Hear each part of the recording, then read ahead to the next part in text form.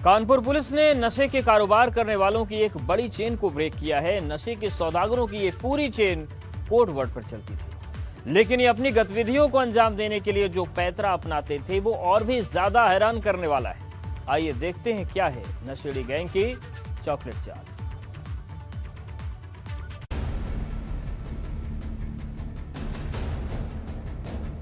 नशीली दवा बेचने वालों की कोड लैंग्वेज। चॉकलेट बिस्किट कंपनियों के नाम कोड वर्ड। एसपी ऑफिस के बाहर रखा गत्तों का यह जखीरा असल में नशे का वो सामान है जिसे नौजवानों को बड़ी तादाद में सप्लाई किया जा रहा था। नशे का धंधा करने वालों ने पुलिस की नजर से बचने के लिए बाकायदा कोड लैंग्वेज बना रखी थी, जिसमें कई चॉकलेट कंपनियों और बिस्किट कंपनियों के नाम शामिल हैं। नाइट्रावेट एक शेड्यूल एच ड्रग है जो डॉक्टर के प्रिस्क्रिप्शन पर ही दी जाती है, लेकिन इसका जो अल्टरनेटिव यूज़ होता है वो नशे में होता है, तो नशे के लिए इसका लोग उपयोग करते हैं। ये दोनों इस नशीली दवाई का भी सप्लाई कर रहे थे। दूसरी जो इनसे मेडिसिन मिली वो जिफी 200 मिली, जो कि एक ब्रॉड स्पेक्ट्रम एंटीबायोटिक है। और ये जो दवाई थी, ये जब उनसे पूछताछ की गई तो उनके द्वारा बताया गया कि एक नकली दवाई है। युवाओं को नशे की ओर धकेल रहे शातिर, पुलिस से बचने के लिए कोड लैंग्वेज का इस्तेमाल। कानपुर पुलिस ने लोगों की जान से खिलवाड़ कर नकली दवा का कारोबार करने वालों का भंडाफोड़ किया है। इनके पास करीब 50 लाख रुपए कीमत की भारी मात्रा में नकली और नशीली दवाओं को बरामद किया गया है।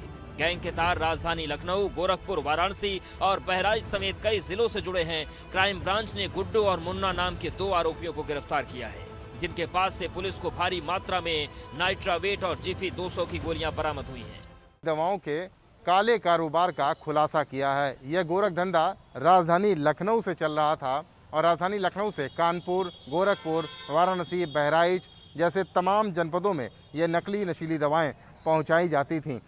कानपुर में 2 लोगों को क्राइम ब्रांच ने पकड़ा था, जिन्होंने पूछताछ में ये बताया था कि बड़ी संख्या में, बड़ी मात्रा में इन दवाइयों का बसों के ज़रिए इधर उधर भेजा जाता है और कंडक्टर और बस के जो ड्राइवर होते हैं उनको कुछ पैसे दे करके इन बसों में दवाइयों को रख दिया जाता है और एक स्थान से दूसरे स्थान पहुंचाया जाता है। दरअसल क्राइम ब्रांच एक इनपुट के जरिए नशे के कारोबार करने वालों तक पहुंच सकी, जिसमें लखनऊ के अमीनाबाद से बड़े पैमाने पर इंजेक्शन की सप्लाई की जानकारी थी। इस इनपुट पर जब क्राइम ब्रांच ने जांच शुरू की तो मामला नकली दवाओं से लेकर नशे के काले कारोबार से जुड़ा मिला। इंजेक्शन के नाम पर खड़िया और पानी, लोगों की जिंदगी से खिलवाड़ वाली शैतानी। नकली दवाओं को खपाने का इनका तरीका भी अलग था। ये लोग केवल उन दवाओं की नकली दवाएं बनाते थे जिनकी मार्केट में डिमांड चल रही होती थी, जिसकी वजह से इनकी नकली दवाएं आसानी से मार्केट में खप जाती थी।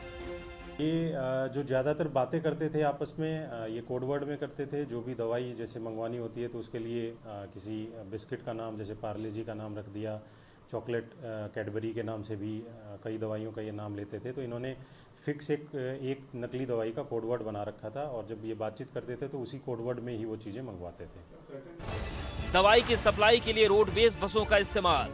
रोडवेज बसों में चेकिंग के चांस कम होते हैं। रोडवेज बसों की नंबर प्लेट की फोटो होती थी टोकन। पुलिस से बचने के लिए कोड लैंग्वेज का इस्तेमाल होता था। कैडबरी और पार्ले जी जैसे नामों का ये इस्तेमाल करते थे। पुलिस के अधिकारी जल्दी पूरे इस रैकेट से जुड़े अन्य लोगों की गिरफ्तारी करने का दावा कर रहे हैं। नकली और नशीली दवाओं के इस भंडाफोड़ से एक बात तो तय है कि आने वाले दिनों में इस गिरोह से जुड़े कई बड़े चेहरे भी बेनकाब हो सकते हैं, क्योंकि पुलिस का दावा है कि इनकी चेन बहुत लंबी है। कानपुर से रतीश त्रिवेदी, एबीपी गंगा।